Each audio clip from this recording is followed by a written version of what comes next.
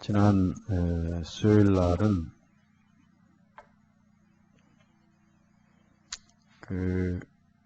수요일 날 주일 오후에는 조각목, 그러니까 판넬 널판이 어떻게 이루어지고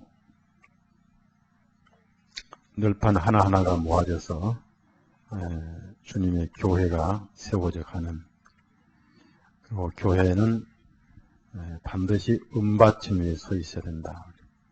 철저한 개인의 거듭난 진리 위에 그 널판 하나의 양쪽에 촉이 2개 나와 있고, 그 널판 하나에는 은받침 2이 사막 위에 세워져서 거기에다 촉을 깊이 심어서 요동하지 않고 흔들리지 않게 이렇게 만드셨는데, 그것은 2 은받침 약 100kg죠. 우리의 속전이죠. 예수님이 우리의 속전이시고,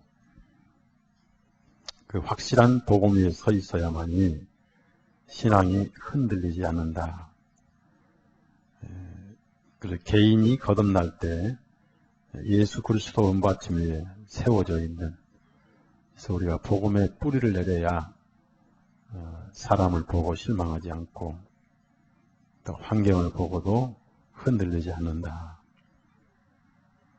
그래서 가장 중요한 것은 내가 복음 위에 서 있어야 됩니다. 교회도 확실한 복음이 아니면 그 교회가 흔들려 버리죠. 제가 성경에서 예수님은 반석 위에 내 교회를 세우리니, 그러한 널판이 금으로 씌워지고, 우리의 본성은, 우리의 실체는 쓸모없는 사막의 조각목 같은 쇳덩어리인데, 은혜에 의해서, 예수 그리스도의 은혜에 의해서 하나님의 자녀로 이렇게 덧입혀지는, 우리의 신분은 하나님의 자녀라는 것을 이제 보여주죠. 그러한 널판이 이제 모여서 5씩 띠를 통해 묶어져 가지고 하나가 5이 이렇게 그룹이 되죠. 가족적이고 서로를 깊이 아는 사랑의 교제, 그룹이죠. 교회를 말하죠. 교회는 외형적인 교회가 아니라 마치 우리의 그 육신의 지체의 생명이 흐르듯 유기적인 것이라는 얘기입니다. 그래서 마음과 마음이 이어져야 되고, 서로를 알아야 되고, 슬픔도 기쁨도 아픔도 같이 나눠야 되는, 그래서 성경에서는 사랑이다. 사랑의 성령의 하나 되게 하는 띠로 매라, 이렇게 말씀하셨고요. 가운데는 기둥이 하나, 가운데는 띠가 하나인데, 성령님에 의해서 한 믿음, 한 영, 이렇게 해서 모든 그리스도인들이 하나가 되는, 그 위에 4겹의 성막이 덮어집니다. 맨 안에는 각 청색, 자색, 홍색 실로 술을 넣고 하얀 세마포 실로 짜서 이렇게 첫 번째 지붕이 세워지고, 그 위에는 안에서도 밖에서도 보이지 않는 염소털로 또 천막이 씌워지고, 그 위에는 수양에 붉은 물들인 수양 가죽으로 이렇게 또 이렇게 천막을 씌우고, 맨 위에는 물개 가죽으로 이렇게 천막을 세우는데, 그 안에 들어가 선장을 쳐다볼 때 그 아름다움, 그 영광에 감탄을 하게 되고, 밖에서 보는 지붕은 물개 가죽은 인기가 없죠. 그렇게 볼품도 없는. 그래서 이 예수님은 이스라엘 민족이나 육에 속한 자에게는 흠모할 만한 아름다운 것이었고, 복음을 모르는 사람들도 마찬가지고, 복음이 있는 교회도 역시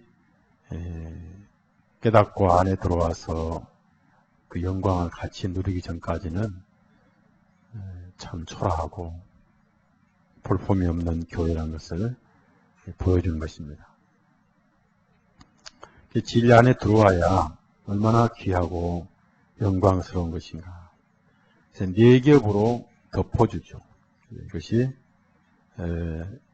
주님의 교회, 성소, 지성소를 완벽하게 덮어주는데, 성령님께서는 왜 신약에 사복음을 주셨는가? 마태복음은 이스라엘의 왕 되신 예수님, 마가복음은 고난을 당하시는 예수님, 누가복음은 참 인간적인 예수님, 요한복음은 참 영적이신 예수님, 이렇게 해서 사복음이 예수님의 그 사역을 잘 이렇게 서로 보충을 해줘요. 그래서 모자란 부분 보충을 해서.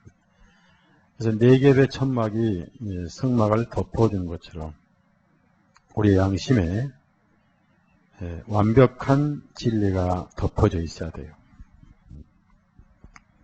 아름다움만 있어도 안 될 것이고, 속죄만 있어도 안 될 것이고, 그래서 결국은 우리가 듣는 말씀이 4겹의 천막인 것입니다. 그래서 이 구약에 보면은 히브리어로 속죄란 말이 카파르, 그 의미는 덮어준다. 그래서 안에 있는 그리스도인들을 은혜로 덮어주시는, 피로 덮어주시는, 속죄로 덮어주시는, 이것이 하나님의 복음의 진리를 이렇게 구약에 미리 계시를 하신 겁니다. 신약에 없더라면 이렇게 감춰져 있는데, 신약의 진리를 통해서 이렇게 성막을 통한 하나님의 복음의 은혜를 미리 보여주셨구나. 그래서 하나님은 처음부터 은혜이셨구나. 피를 통한 은혜였구나. 라고 우리가 이것을 배우게 되고, 그래서 성경은 은혜 위에 은혜로다. 그리고 믿음에서 믿음으로 이른다. 하나님 마음속에 있는 은혜를 미리 이렇게 보여주신 거예요. 카파라, 덮어준다. 그래서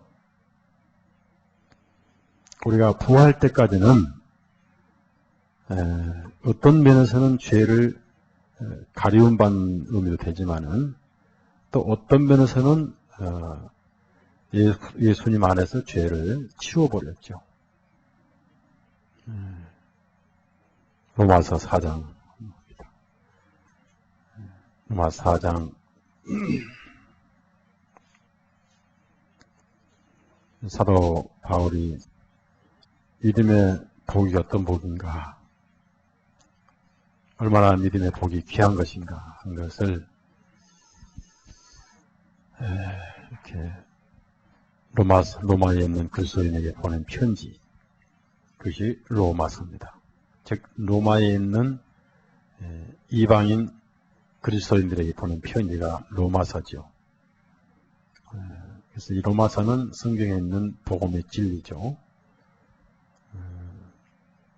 4절에서 8절까지 있습니다. 일하는 자에게는 그 싹을 은혜로 여기지 아니하고 빚으로 여기거니와, 일을 아니할지라도 경건치 아니한 자를 의롭다 하시는 이를 믿는 자에게는 그의 믿음을 의로 여기시나니, 일한 것이 없이 하나님께 의로 여기심을 받는 사람의 행복에 대하여 다윗이 말한 바, 그 불법을 사하심을 받고 그 죄를 가리우심을 받는 자는 복이 있고 주께서 그 죄를 인정치 않는 사람은 복이 있도다 한 것 같으니라. 그래서 일을 하고 싹을 받으면 또 일을 해야 되니까 빚이 되잖아요. 그런데 일을 안 해도 은혜로 여긴 복이다 그랬습니다. 중요한 것은 주님께서, 즉 하나님께서 그 죄를 인정치 아니하실 사람은 복이 있도다. 그래서 우리는 죄를 가지고 죄를 행하고 살아왔는데 하나님께서는 예수 그리스도 안에서 우리의 죄를 인정치 아니하시고 막상 죄가 없으신 예수님에게 죄를 인정을 하셨다. 죄를 넘기셨다. 그것을 사도 바울은 여러 차례 얘기를 합니다. 고린도후서 5장 그래서 사도 바울이 그러한 그 복음을 나중에 깨닫고 아주 그 사도 바울은 편지 때마다 이 사실을 늘 언급을 해요.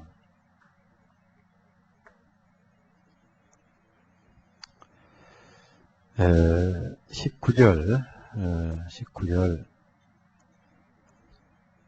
읽습니다. 이는 하나님께서 그리스도 안에 계시사 세상을 자기와 허무하게 하시며 저희의 죄를 저희에게 돌리지 아니하시고 됐습니다. 여기서 저희의 죄, 즉 세상의 죄를 세상에게 돌리지 아니하시고, 즉 예수님에게 돌리시고 그 사실을 알려주는 화목하게 하는 말씀을, 즉 복음을. 그래서 이제 21절에 다시 또 한 번 이것을 확인하는 것은 하나님께서 죄를 알지도 못하신 분, 예수님이죠. 죄를 범치 않으시면 저리 가라고 알지도 못하신 분에게 우리를 대신하여 죄를 삼으신 것은, 우리를 대신하여 죄인을 삼으신 것은 우리로 하여금 예수님 안에서 하나님께서 보실 때 의로운 자가 되게 하려 하십니다. 그래서 이제는 의로운 자가 됐죠. 그렇죠? 의로운 자가 된 거죠. 그때와 지금은 시기적으로 이미 의롭게 됐으니까. 자, 그래서 이제 네 겹의 천막이 이렇게 우리를 덮고 있다. 이 진리는 영원히, 이 진리는 결코 벗겨지지가 않습니다. 왜냐하면은 금고리 50도 놋고리로 이렇게 묶어놨기 때문에 사람이 이것을 거둘 수도 없고 세상 바람이 거둘 수도 없고 하나님께서 붙들고 계시기 때문에 그림자는 같지만 실체는 현재 우리를 덮고 계신다.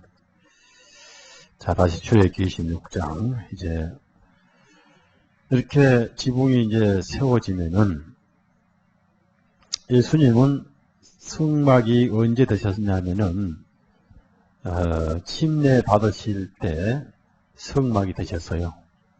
우리의 승막이 되신 거예요. 예수님을 볼 때. 그리고 지금도 우리의 승막이시죠. 그래서 우리가 예수님 안에 있는 것은 승막 안에 들어와 있는 것입니다. 그럼 성막 안에 들어와 있는 사람들은 정죄가 없죠. 정죄가. 물어봅니다. 죄가 없는 거예요? 정죄가 없는 거예요? 맞습니다. 죄가 없다면 처음부터 구원을 안 받았죠. 정죄가 없습니다.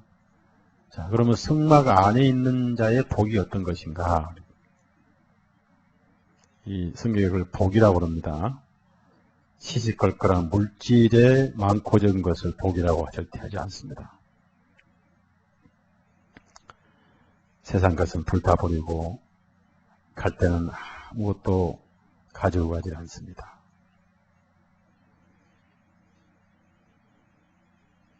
그래서 복이라는 것은 영원한 것을 복이라고 그러죠. 우리 생명이 영원히 사는 것을 복이라고 합니다. 정죄가 없어요. 그 안에 있는 자는 결코 정죄가 없다.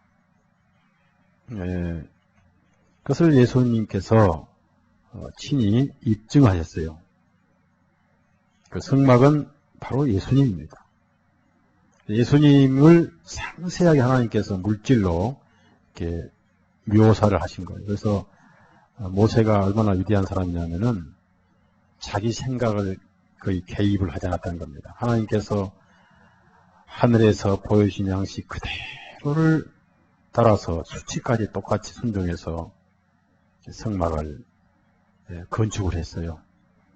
만약에 수치에 오차가 있다면은 하나님께서 거기 임재하시지 않습니다. 우리 예수님은 성경대로 오셨습니다.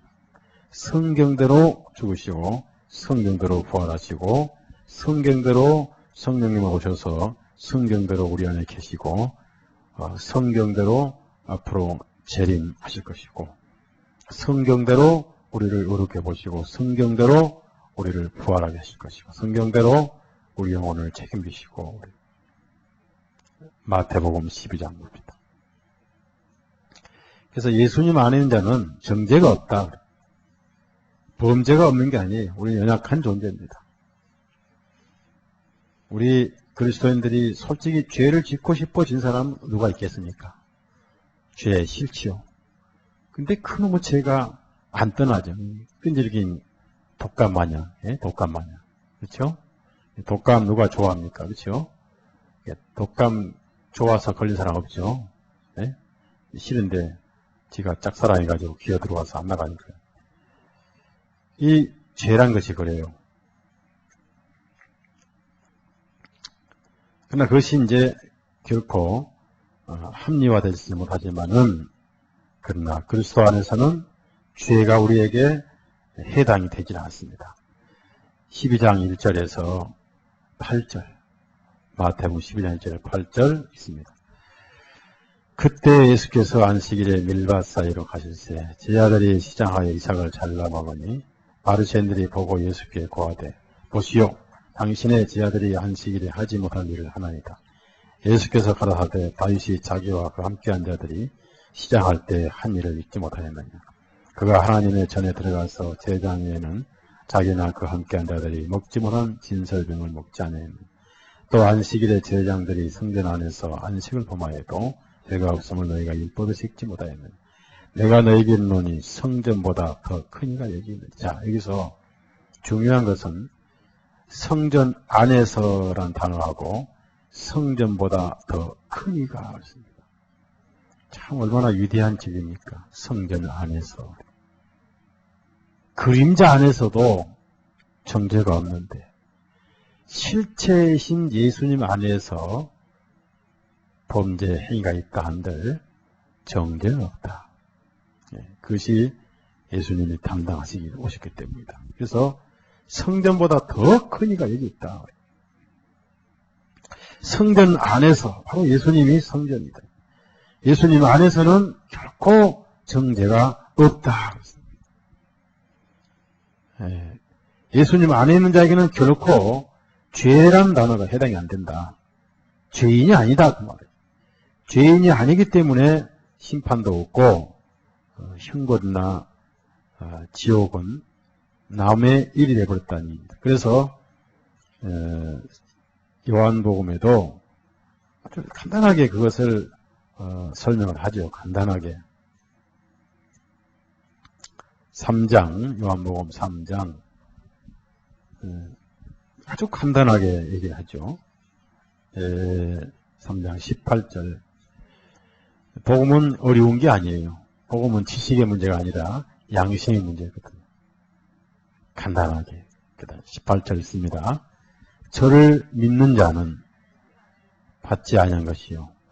여기서 저를 믿는 자는 해서 심판했죠. 이 했죠. 이 그 밑에 뭐라고 써 있어요. 밑에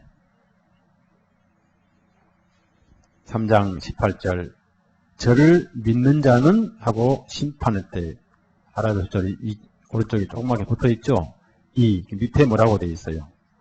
바로 그겁니다. 정죄. 즉 정죄란 것은 너 죄인이다 라고 정하는 것이 아니다. 그 말. 정죄하지 않는 것이다. 그 다음에 36절 36절 있습니다. 아들을 믿는 자는 영생이 있고 아들을 순종치 않는 자는 영생을 보지 못하고 도리어 하나님의 진노가 그 위에 머물러 있느니라. 그래서 주 안에 있는 나에게 딴 것이 있으랴 하는 그 예수님 안에 있다는 것이 얼마나 큰 복인가. 이것이 성막 안에 있는 그리스도인의 복이다. 예수 그리스도 안에 있는 그리스도인의 복이다. 안이란 것은 들어와 있다. 또는 덮어준다. 또는 가려준다. 그런 뜻입니다. 그래서 우리는 말씀 안에 들어와 있습니다.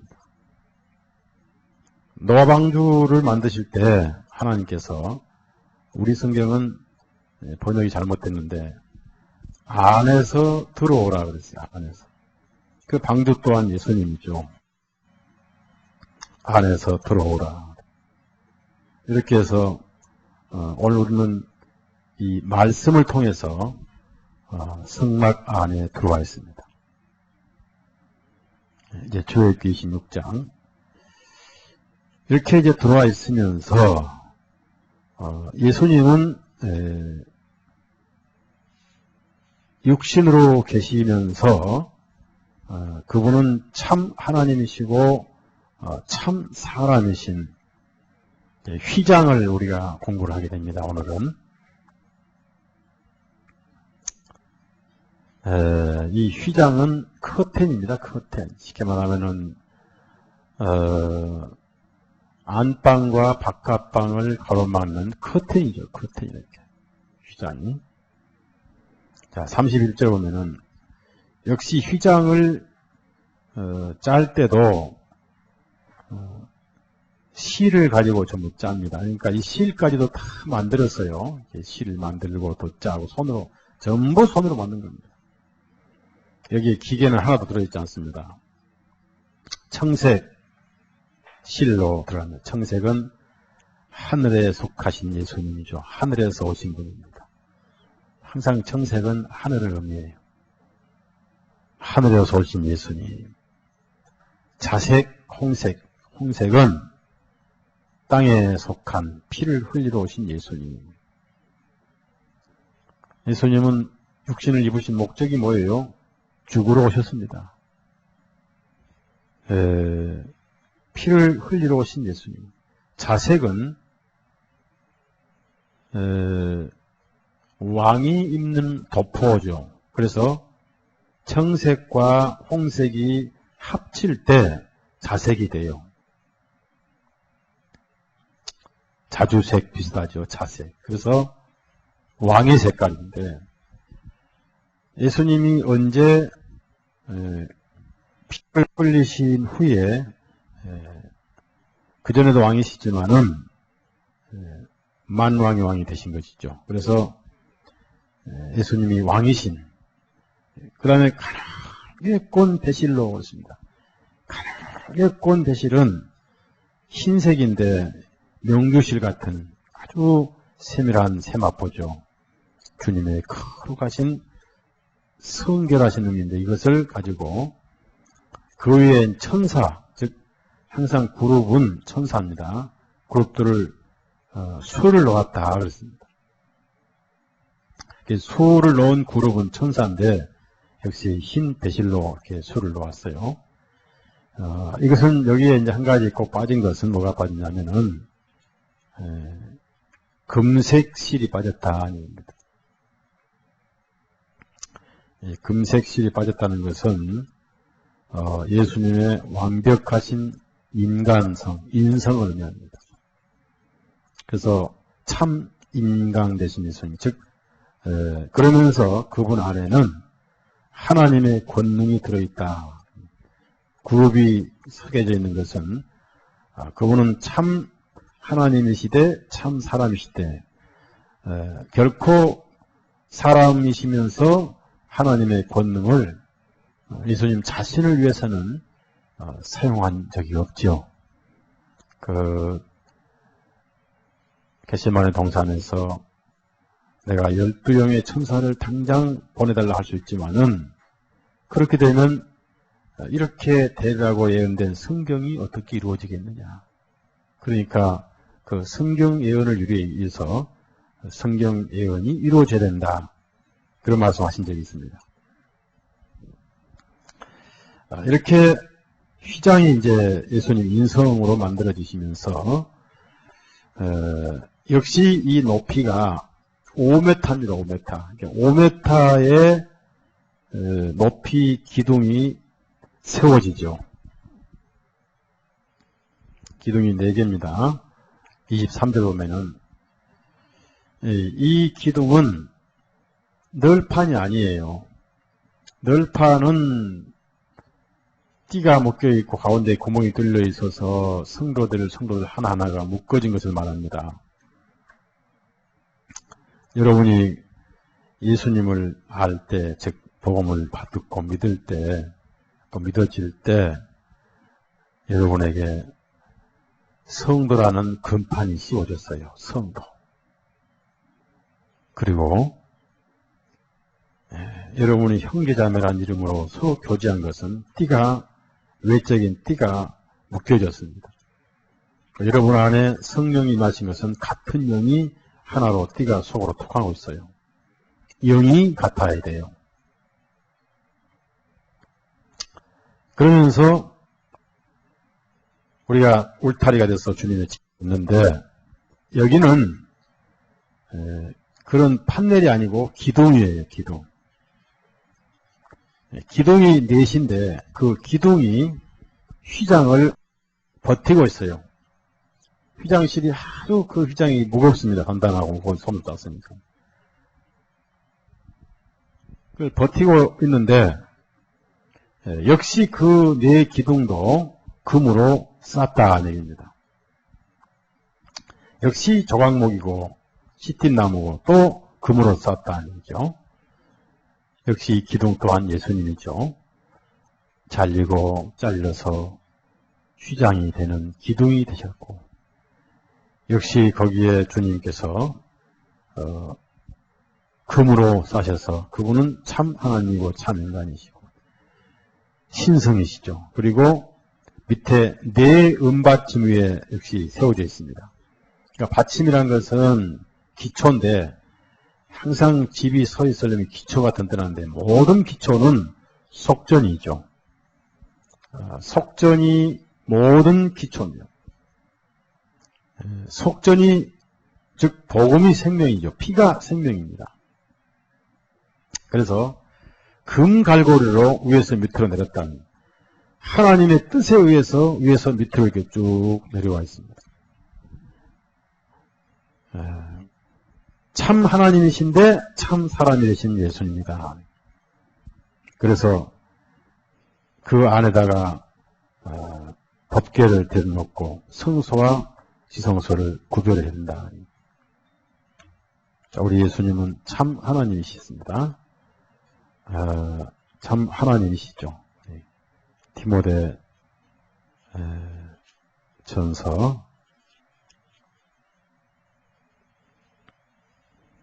3장 16절 보면은 그분은 하나님이십니다. 그래서 이렇게 휘장이 위에서 밑으로 쭉 내려오는데 우리 예수님은 인간으로서 배도 고프셨고 슬픔도 겪으셨고 또 피곤하셨고 또 배 머리에서 주무시기도 하셨고 울기도 하셨고 얼마나 인간적인 모습을 보이셨습니까? 참 인간이신 3장 16절 제가 읽습니다.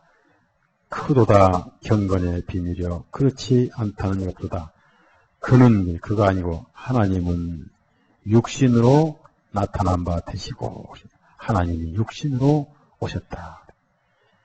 이 가장 신비 중의 신비는 하나님께서 육신으로 오신 것입니다. 요한에서 5장 하나님께서 육신으로 오셨다는 것 사실 너무나 신비 중의 신비죠.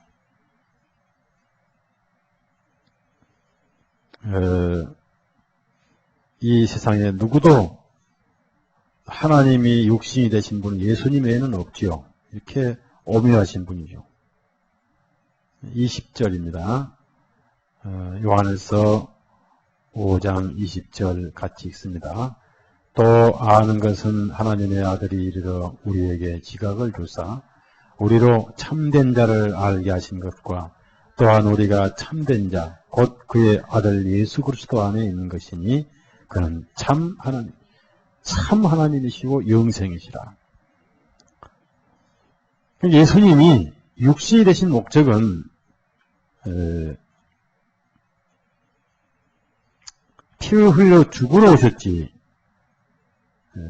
피를 흘리시기 위해서 사람이 되셨다. 이것이 휘장이죠, 휘장. 휘장이 서 있는 동안에는 시성소에 들어갈 수 있는 길이 전혀 없어요. 1년에 한 번 대제장이 속죄일에 피를 가지고 한 번 들어가요.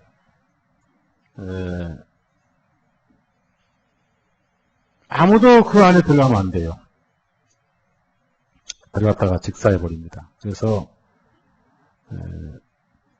무시로 들어오면 안 된다. 왜냐하면 내가 거기 있기 때문이다. 자, 레위기 16장 찾아보세요.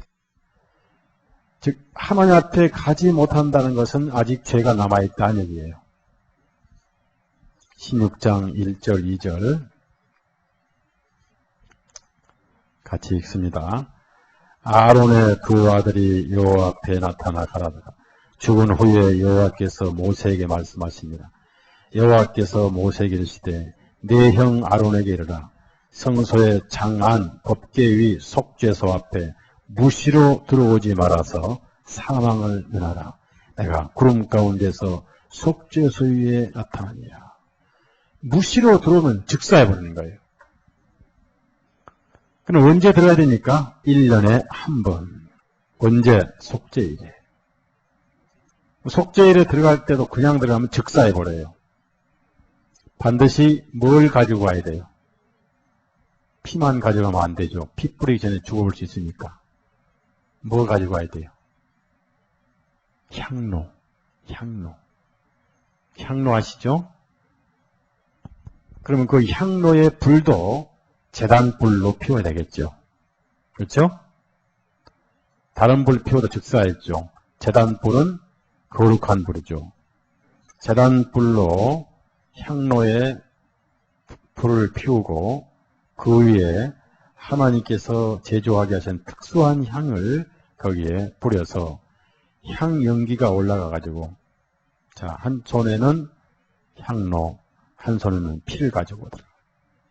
일단 휘장 안에 들어가면 하나님 앞에 바로 서게 되죠. 그래서 휘장 안에 들어가자마자 향 연기가 제장을 가리워요. 언제까지? 피 뿌릴 때까지. 빨리 피를 뿌려야 돼. 7번. 손가락 7번 뿌려야 돼. 앞에 옆에 7번 뿌려야 돼. 그 사이에 향연이 올라가서 그 단 몇 초 거예요. 몇 분을. 그게 무서운, 하나님 앞에 이렇게 무서운 거예요. 자, 11절, 12절부터 14절까지. 이 중요한 말씀입니다. 12절, 14절 같이 읽습니다. 향로를 취하여 여호와 반 위에서 피운 불을 그것에 채우고 또 두 손에 곱게 간 향기로운 향을 채워 가지고 장 안에 들어가서 여호와 앞에서 분향하여 향년으로 진거계 위 속죄소를 가리우게 할지니 그리하면 그가 죽음을 면하다. 보십시오.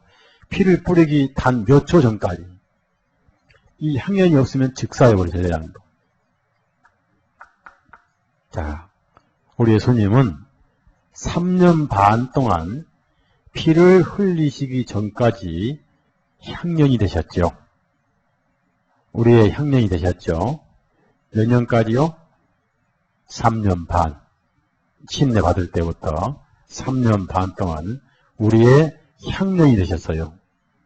그러다가 이제 향기 연기가 가리워서 죽음을 면했지만은 아직 속죄는 안 됐습니다. 속죄는 죄가 사해진 걸 말하거든요. 향년이 죄를 사해주지는 않지요. 죽음을 유예시킬 뿐이죠. 예수님이 피를 안 흘리면 죄가 사해지 안 사해지요? 죄가 사해지진 않습니다. 유예시킬 뿐이죠. 집행유예하고 무죄하고는 다르죠.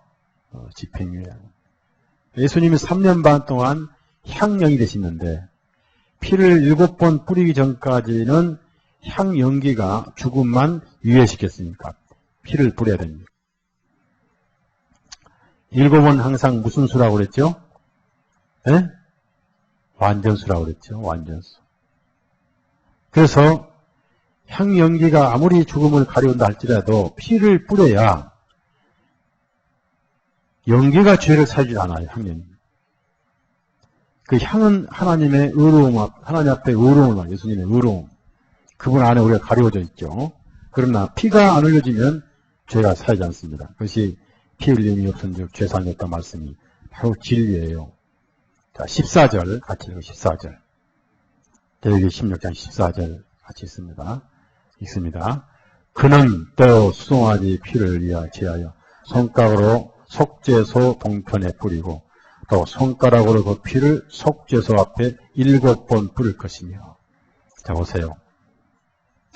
속죄소, 지성소, 즉 은혜의 자리, 긍휼의 자리 앞에 뿌리고 또 그 피를 속죄소 앞에 7번 뿌릴 것이며. 왜 손가락으로 뿌리냐면 몸으로 뿌리는 거예요. 몸으로. 우리의 죄는 몸으로 했잖아요. 몸으로 뿌리는 거예요. 7번을 다 뿌리면은 피를 완전히 흘린 것과 같습니다. 만약에 숫자를 잘못 세서 6번 뿌렸다. 그러면 즉사해버려요. 완벽한 속죄를 말합니다. 그래서 신약에 와서 우리 예수님이 7번 완전하게 피를 흘리셔서 속죄를 마무리하셨는데,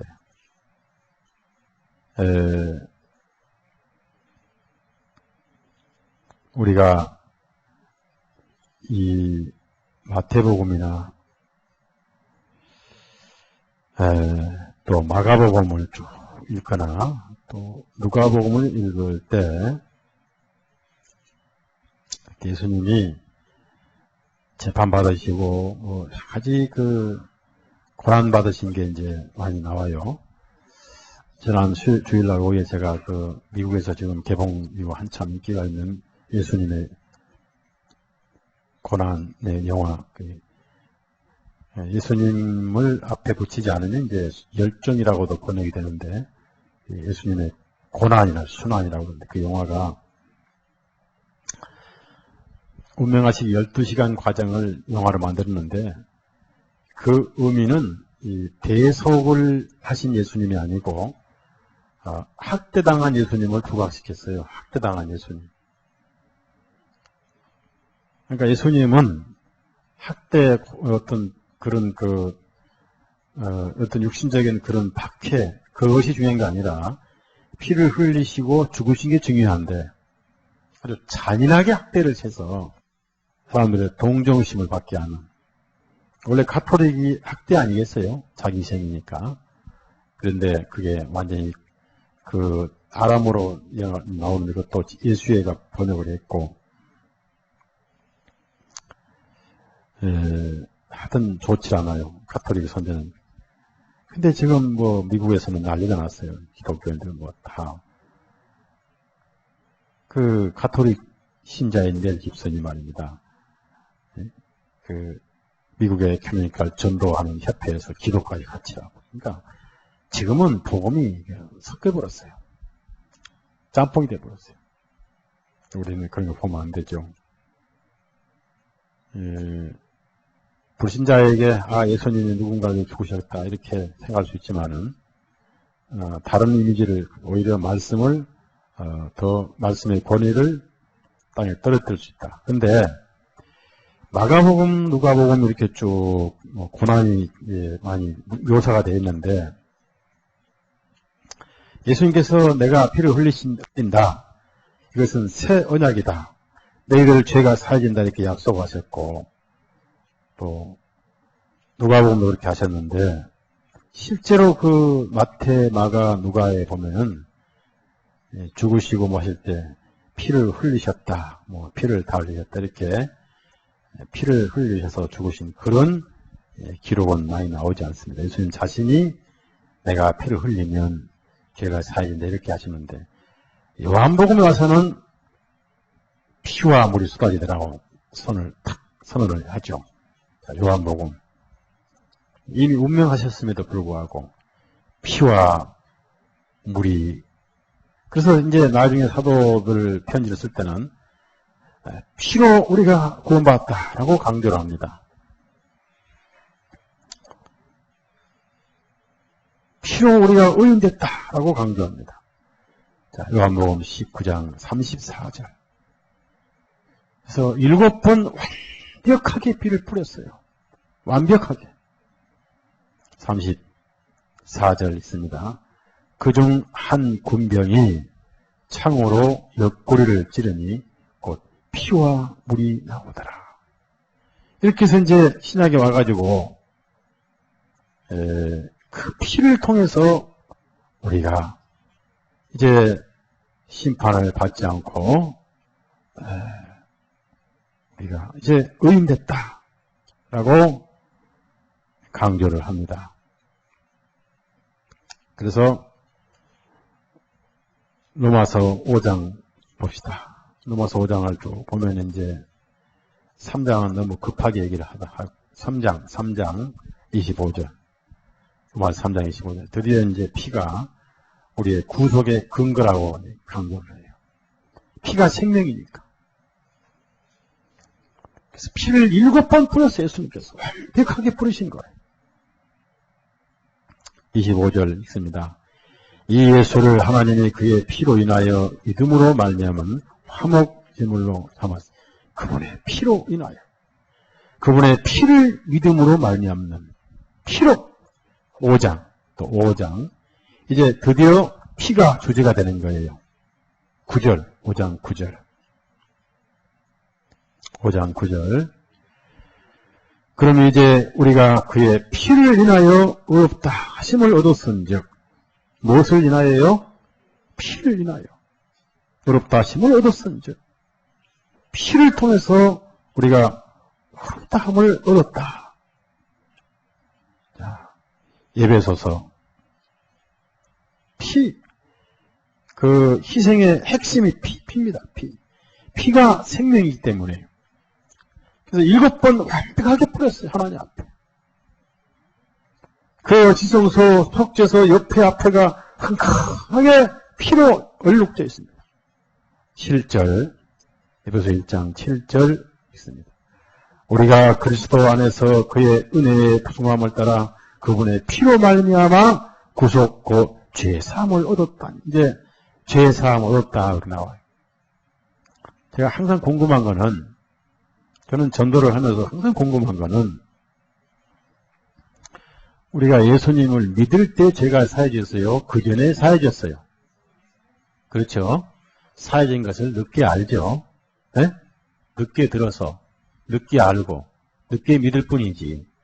그러니까 우리가 태어나기 얼마 전에, 네? 몇 년 전에? 그렇죠. 2000년 전에.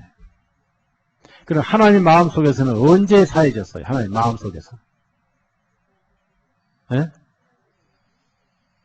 가족은 입힐 때요? 그 전인데. 네? 창조 전에. 그것도 맞긴 맞죠. 그런데 실제적으로 효력이 발생할 때는 양이 죽을 때죠. 그렇죠?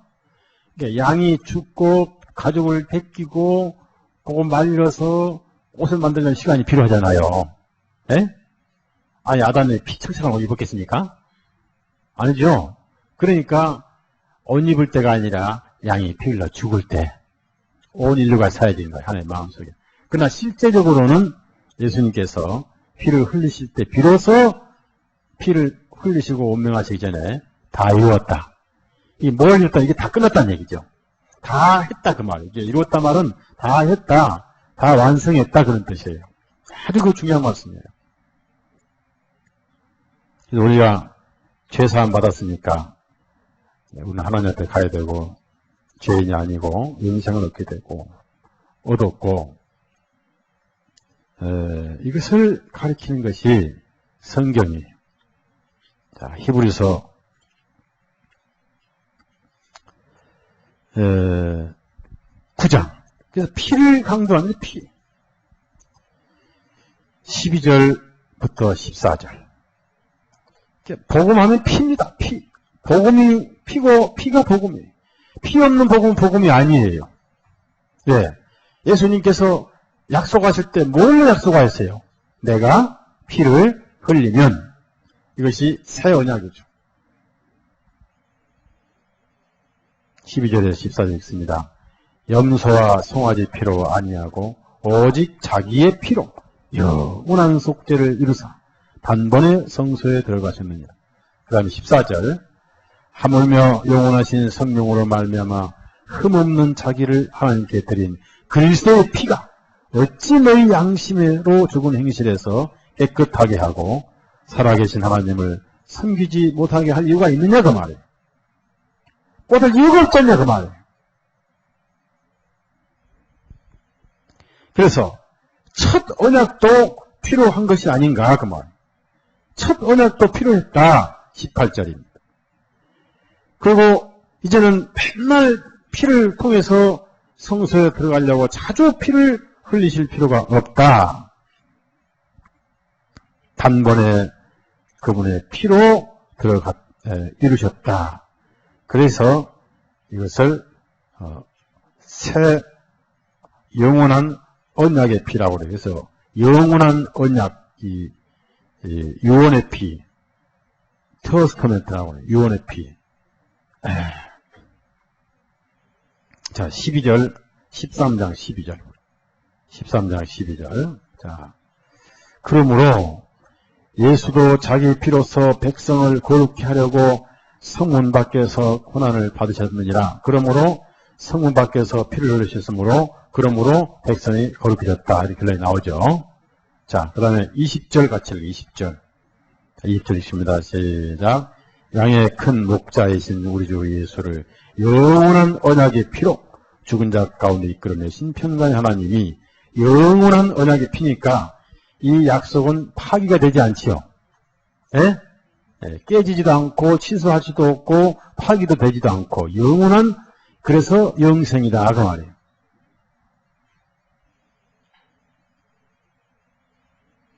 자, 그러면 이제 이 휘장이 서 있을 동안에는 지성소에 못 들어간다 그랬어요. 무슨 말씀인가? 휘장이 막아 있는 동안에는 아무도 못 들어가요. 그건 접근 금지란 뜻입니다. 자, 보세요. 여기 휘장이 서 있다 그 말이에요. 휘장이 서 있죠. 이거는 금고리로 달려있는 게 아니라 이거는 핀으로 박혀있죠. 휘장이 지금. 그렇죠? 근데 휘장이라 칩시다. 휘장이라. 휘장이 서 있는 동안에는 아무도 못 들어간다는 뜻이에요. 절대 못 들어간다 그 말. 휘장이 서 있는 동안에는 못 들어간다 그 말이에요. 어디 못 갑니까? 천국을 못 간다는 뜻이에요. 서 있는 동안. 자, 이제부터 중요한 거예요. 벌써 1시 다 돼가네. 그만할까요? 예? 더 해요? 아니, 어떤 분은 그만하냐고, 어떤 하냐고 내가 할 게 뭐예요. 중기 때문에 늦게 시작했습니다. 좀 더 합시다. 예? 네, 좀 더 합시다. 뭐. 정신이 문제가 안 되나요? 자, 봅시다. 휘장이 서 있는 동안에는 못 들어간다. 그 무슨 말입니까? 여러 가지 의미가 있는데, 첫째는 휘장은 예수님이다. 그 말. 그러니까 예수님이 죽으시기 전에는 천국에 가요, 못 가요? 못 간다는 뜻이에요. 네. 예수님이 아직 안 죽으셨다고 휘장이 서 있는 동안에는. 그러면 우리가 서 있으면 무슨 의미냐? 의미가 없어. 죄인이기 때문에. 원래 죄인이니까. 그러니까 예수님은 죄가 없는 분인데 죄 없는 분이 서 있어도 안 돼. 죽으셔야 된다 말이죠. 그렇죠? 그래서 못 간다. 또 서 있는 거 못 간다는 뜻은 무슨 말이냐? 이것은 율법에 의해서 세워진 휘장이죠. 이 성막이, 이 휘장이 하나님 방 목각에 나가 있는 동안은 아직 율법이 서 있다는 거예요? 끝났다는 거예요? 네? 회개 안 했다는 거죠. 그렇죠? 그런데 이게 없어지면 율법도 끝난 거 아니에요. 율법이 있는 한은 우리는 영원히 죄인이 오인이에요. 율법이 서 있는 동안은 영원히 죄인이에요. 맞죠? 그래서 예수님께서 대신 죽으심으로 이 휘장도 찢겨지 하나님과 우리에게 들어갈 수 있는 길이 열리고, 동시에 율법에 의해 세워진 휘장이 찢겨진 것은 율법이 끝났다. 그러므로 법이 없으니 무엇이 없어요? 정죄가 없지요. 맞죠? 이거요. 히브리서 9장을 찾아보세요.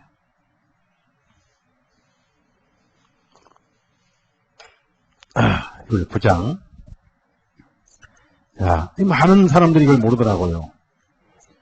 하기야, 구약 성막 설계하면 다 졸고, 히브리 설계하면 더 졸고 그런 게 뭐라 교회에. 그 대신 복 설계하면 눈이 둥글둥글 돼.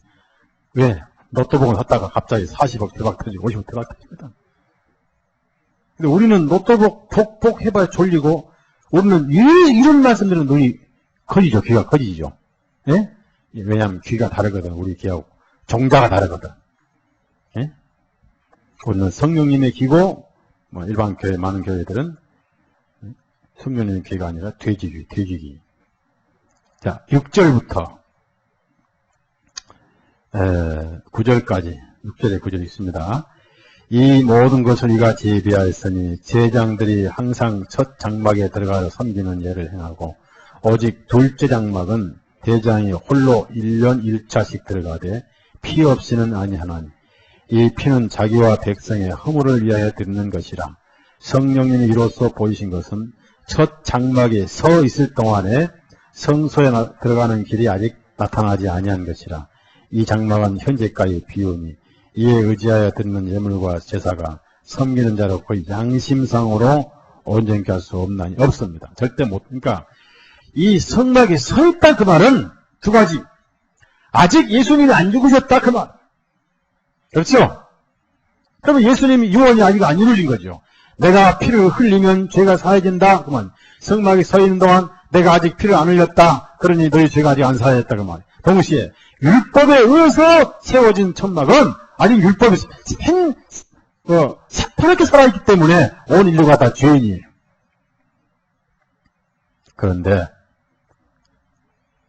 그것이 하나 찢겨졌어요. 위에서 밑으로 하나님이 찢어버렸어요. 사람 찢은 게 아니에요. 하나님이 찢어버렸어요. 찢어버리셨습니다. 자, 천국에 들어가는 길이 활짝 열렸다. 자, 히브리서 10장 예수님의 육신이 갈기 찢기면서 드디어 육신에 계셨던 생명의 피가 밖으로 흘러나와 버렸죠. 19절부터 있습니다. 20절까지. 그러므로 형제들아 우리가 예수의 피를 힘입어 성소에 들어갈 담을 얻었나니 그 길은 우리를 위하여 휘장 가운데로 열어놓으신 새롭고 산 길이요 휘장은 곧 저희 육체니라. 보십시오. 휘장은 곧 저희 육체니라. 이제 거룩한 천국에 들어가도록 누구든지 들어가게 되어버렸다 그 말. 예수님의 보혈 때문에 열려버렸다. 그래서 이 휘장이 어느 날 찢겨졌는데 마태복음, 마가복음, 누가복음 세 복음이 다 강조해요. 중요하기 때문에. 자, 마태복음 27장 이것은 다 강조를 합니다. 27장 51절 읽습니다. 시작. 이에 성소 휘장이 위로부터 아래까지 찢어져 둘이 되고 땅이 진동하며 바위가 터지고 무덤들이 열리면 자던 성도의 몸이 일어나 예수의 부활 후에 저희가 무덤에서 나와서 거룩한 성에 들어가 많은 사람에게, 자, 하나님께서 샘플로 그 사인을 보내신 거예요. 사인. 이게 뭡니까? 우선 휘장이 찢겼는데 어디서부터 어디로 찢겨졌습니까? 자, 사람 손이 닿아요, 안 닿아요? 성막 안에 사다리가 있어요, 없어요? 가위는? 칼은? 없어요. 어떻게 키도 안 되는데 5m 위에서 밑으로 쫙 열어버리니까. 자, 쫙 찢어버리니까 쫙 열려버린 거예요.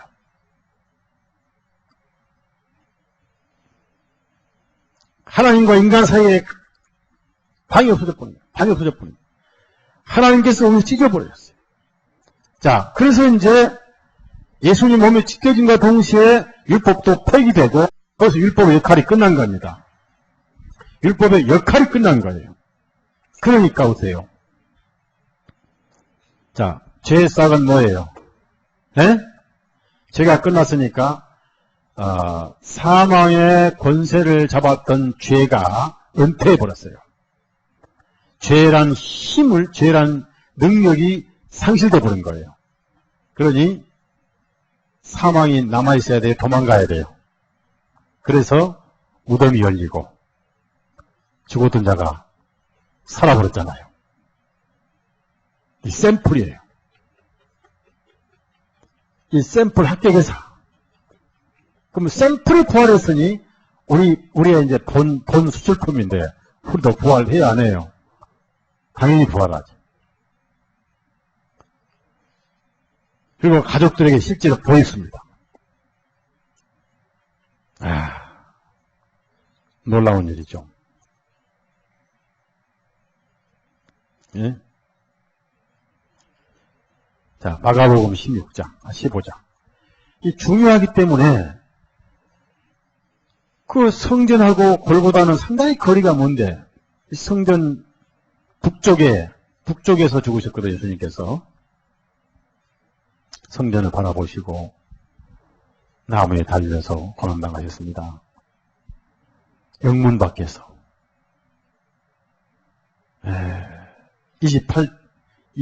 37절, 38절. 운명하시자마자 성수장이 찢겨진 거예요. 37, 38절 있습니다. 예수께서 큰 소리를 지르시고 운명하시다.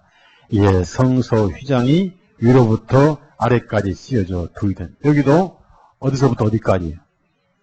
5m 꼭대기부터 밑으로 있습니다. 놀라운 일 아니겠어요? 어떻게 이런 신비한 일이 일어납니까? 가동적으로.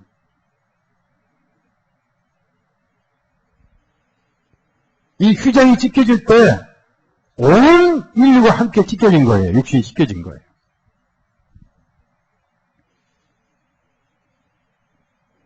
이것은 중요하기 때문에 성령님께서 새 복음서에 다 기록을 하신 거예요.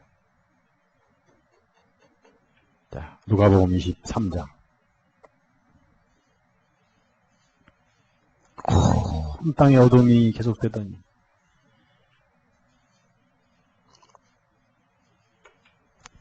그래서 하나님께서 모세에게 미래에 저 베들레헴의 육신을 입고 오실 하나님 자신을 성막으로 보여주신 거예요. 그리고 그 성막이 찢겨질 때 예수님 몸이 찢겨질 것을 보여주신 거예요. 괜히 만드신 거 아니라 그 말이에요. 자, 44절, 45절. 44절, 45절 같이 읽습니다. 때가 제6시쯤 되어 해가 빛을 잃고 온 땅의 어둠이 임하여 제9시까지 계속하며 성소의 휘장이 한가운데가 찢어지더라. 여기서는 한가운데가 찢어지더라. 왜냐하면 누가는 직접 사도가 아니니까 나중에 들은 얘기를 썼거든요. 들은 얘기를 쓰니까요. 성소 휘장이 한가운데가 찢어지더라. 그래서 예수님께서 큰 소리를 지르시고 운명하셨어요.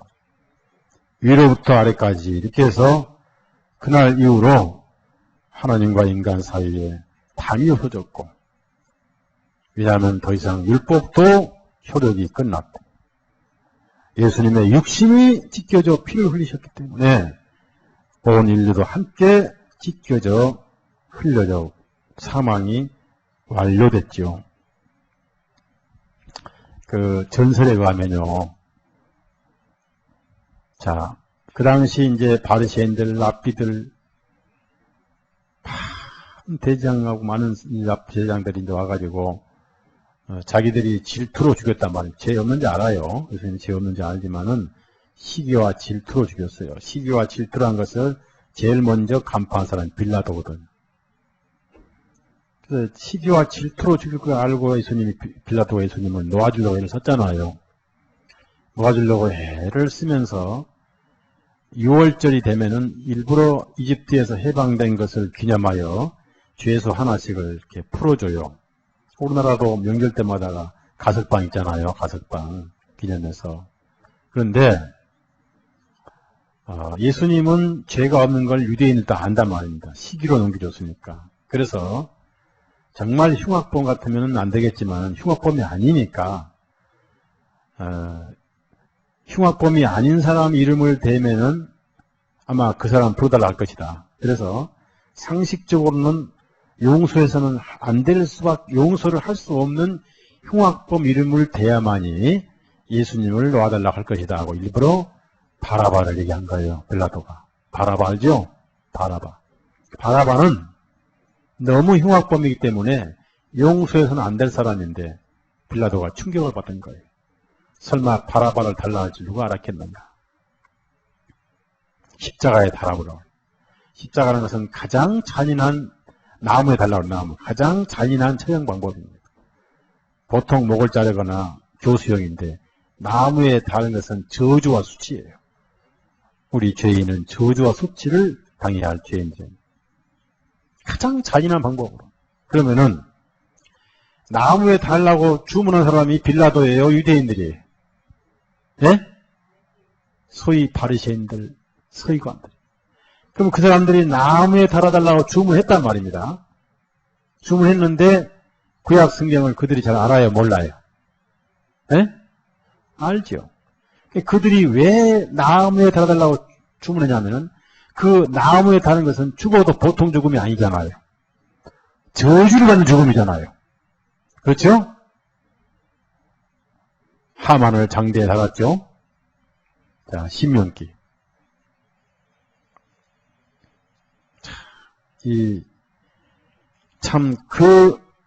그 저주 속에 우리 같이 함께 저주를 받았죠. 우리가 받아야 할 저주를 우리 신명기 21장. 그러니까 성경을 잘 아는 유대인들이 가장 저주스럽게 죽여달라 이거예요. 그래서 나무에 달라고 주문한 겁니다. 설마 바라바를 살려달라 할지는 빌라도가 착각을 한 겁니다. 그렇게 정오와 시기가 극에 달했는데 사실은 그것이 바로 예수 그리스도의 하나님의 사랑이죠.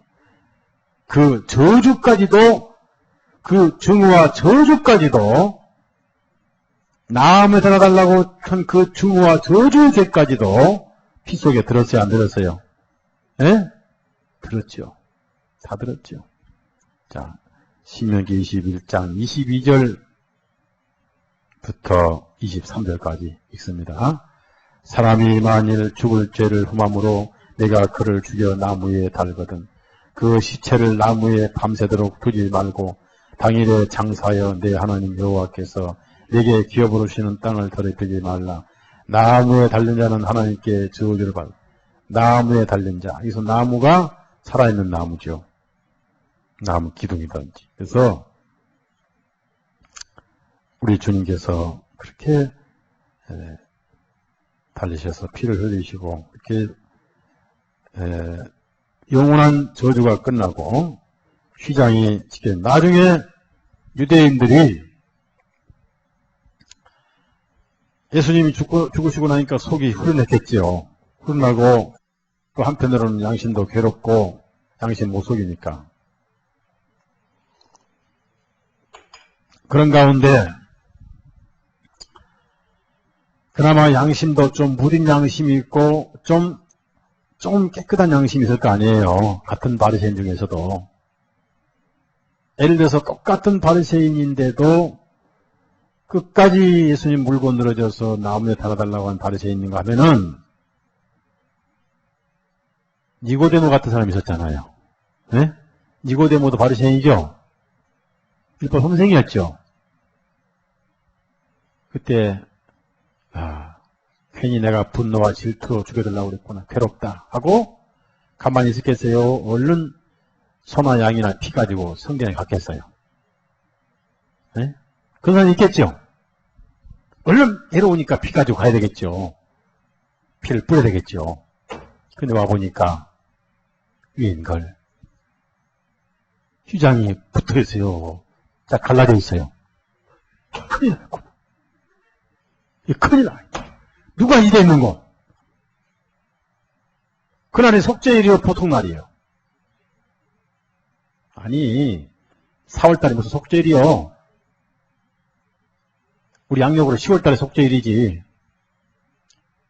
히브리력으로는 7월이고, 7월 10일이고, 얘기 나오잖아요. 7월 10일은 속죄일이 나오잖아요. 히브리력으로. 양력으로는 10월이고, 그리고 우리 양력으로는 예수님 돌아가신 날이 4월달 아니겠어요. 부활절은 4월 있죠. 3월 이달 말이나 4월 초신 부활절인데, 그래서 이제 부활을 기념한다. 성경 어디에도 부활을 기념하는 법은 없으니까 우리 안 하잖아요. 그런데 예수님께서 이걸 만찬 때마다 기념하라 하셨지. 과인 충성도 죄죠. 이스라엘 과인 충성하다 망했으니 그렇죠. 네, 그러니까 과인 충성도 죄니까 우리가 부활절을 지키라 말씀 없기 때문에 우리 안 지킵니다. 맨날 그래서 우리가 한다는 게 높아요. 맨날 그래서. 그게 너무 과잉 충성 안 해서 그런 것 같아요. 좀 같이 보조를 맞추면 욕을 안 먹는데, 네? 보조를 안 맞추면 한 당에 놓는데. 자, 속죄일 날만 대제사장이 지성소에 가서 피를 부르는데, 그날이 속죄일이 아니라 그 말. 여기 떡상 있고 등대가 있고 향단 있고 제사장들이 보니까, 휘장이 지켜져 버렸지. 보통 문제가 아니에요. 당장 가서 대제사장에게 그 왔던 그 제사장들이 대제사장에게 기절 초풍을 보고 기절 초풍할 상황에서 대제사장에게 전화했겠어 안 했겠어? 네?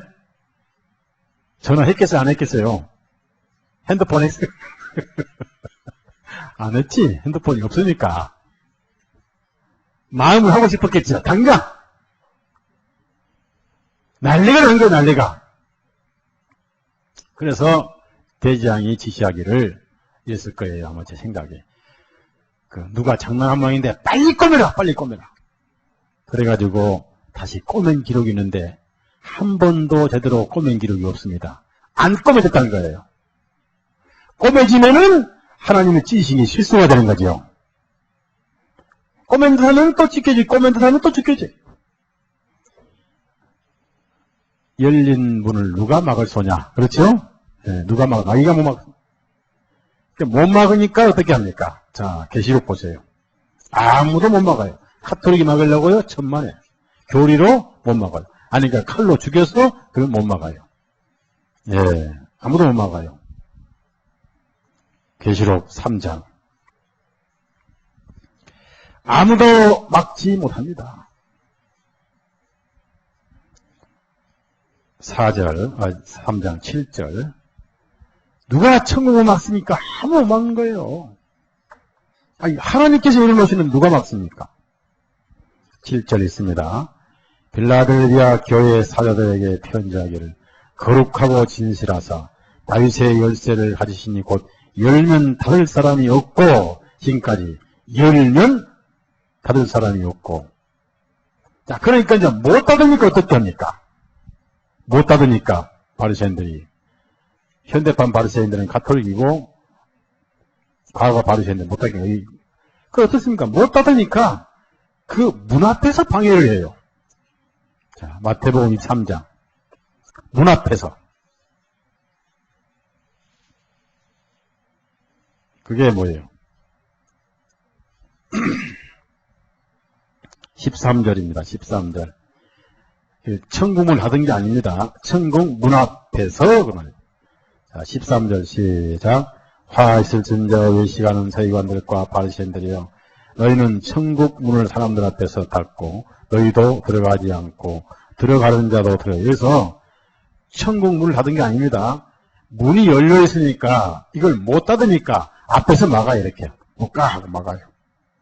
이 짓 한 거예요. 바리새인들.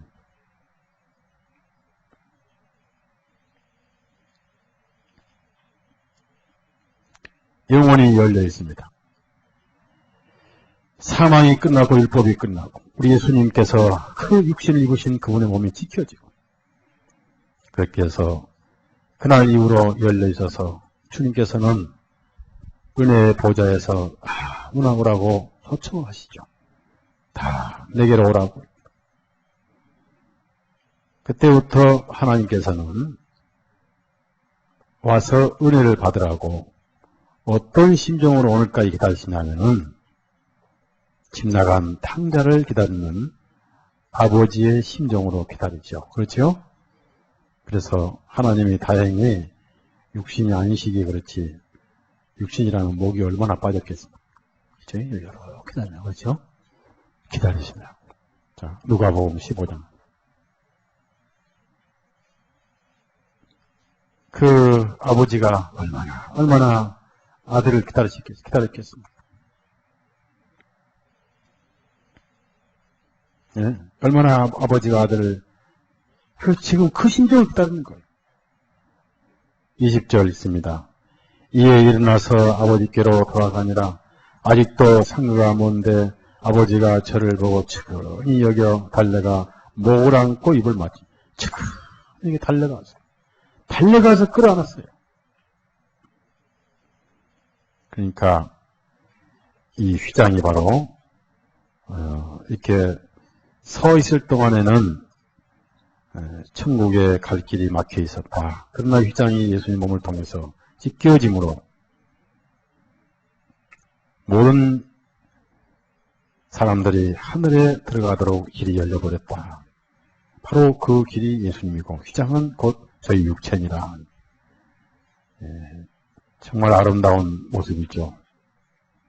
그래서 이 베일이라고 하는데 휘장이 그날 이후로 더 이상 열리지가 닫힐 수가 없었고 막을 수도 없었다. 성소와 지성소의 구별이 없어졌다. 하늘과 땅의 구별이 끝나버렸다. 이것이 복음의 진리죠. 활짝 열려 있죠.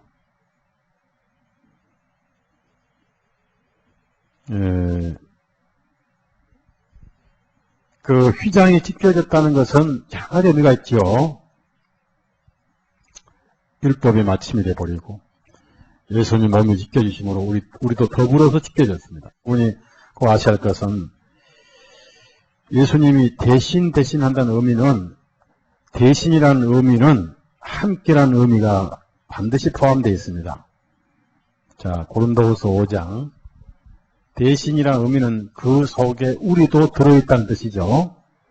우리는 빼놓고 아닙니다. 대신 속에는 내가 함께 들어있다는 뜻이에요. 그래서 우리의 전 생애의 죄값은 이미 지불됐죠. 그 거룩하신 분이 지불하셨죠.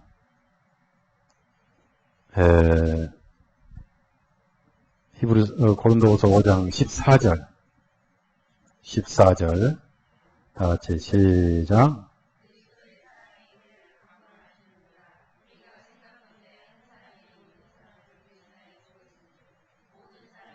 예, 여기에 저나 여러분이나 죄값은 죽었어요. 그러니까 앞으로 이제 왜 죽죠, 우리가? 죄값 죽는 게 아니고 왜 죽죠, 우리가? 예? 잘 모르죠? 천국에 가기 위해서. 예, 이건 천국 가기 위한 입장식이지 죽음이 아니에요, 사실은. 그러니까 죄값 죽는 게 아니에요. 죽음은 죄 싹한 죽음인데 죄 싹의 죽음은 끝났으니까 우리 죽는 것은 죄에 대한 죽음이 아니라 천국 입장하기 위한 죽음이에요. 그렇죠? 예, 그러니까 천국 입장식 죽음인 거예요. 예, 어차피 이 육신은 새 것을 갈아입어야 되니까. 갈라디아서 1장 하자 보세요. 1장. 그래서 예수님의 육신은 반드시 찢겨져야 된다. 아주 신비로운 것은 그분의 피입니다. 피. 그 예수님의 보혈은 어떻게 인간의 어떤 이론으로 설명을 못해요. 신비입니다. 신비. 4절 갈라디아서 1장 4절 시작. 그리스도께서 하나님 곧 우리 아버지의 뜻을 따라 이 악한 세대에서 우리를 건지시고 우리 죄를 위하여 자기 몸을 들이셨으니 휘장이 찢겨졌으니.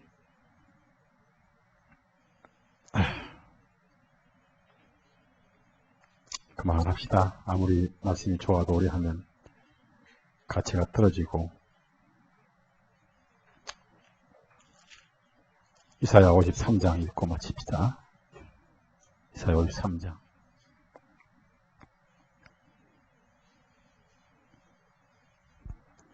참 선지자 이사야는 어떻게 그렇게 이렇게 미리 알고 이렇게 세밀하게 예언을 했는지요. 그 속에 예수님이 계시지 않느냐. 그 영 속에 예수님이 계시지 않느냐.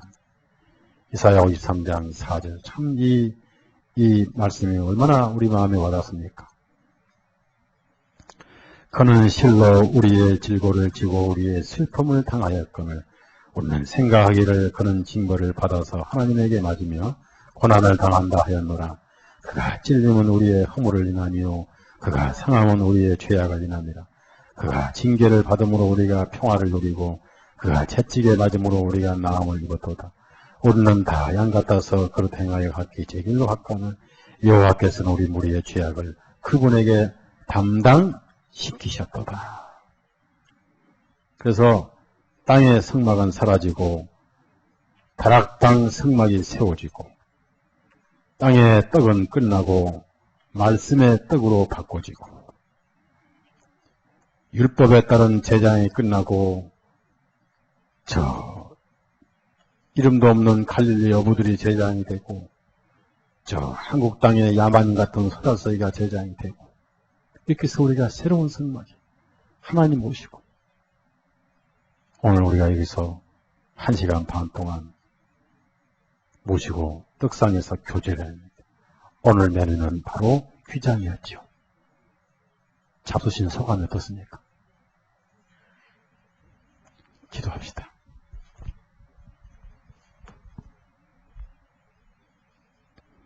선하신 주님 놀랍고 감사합니다.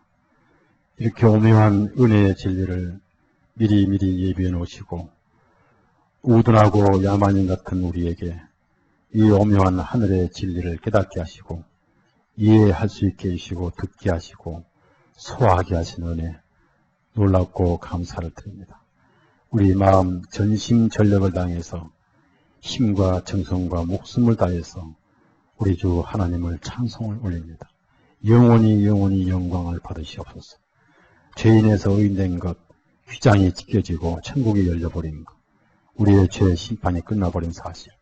이제는 죄인이 아니요 의인이요 성도요 거룩한 하나님의 자녀요 제장이요 천국의 시민권을 가진 자로 영생을 얻고 누리고 있음을 감사하고 더 열심히 주님 사랑하다가 하늘에 가서 쉬게 해 주옵소서.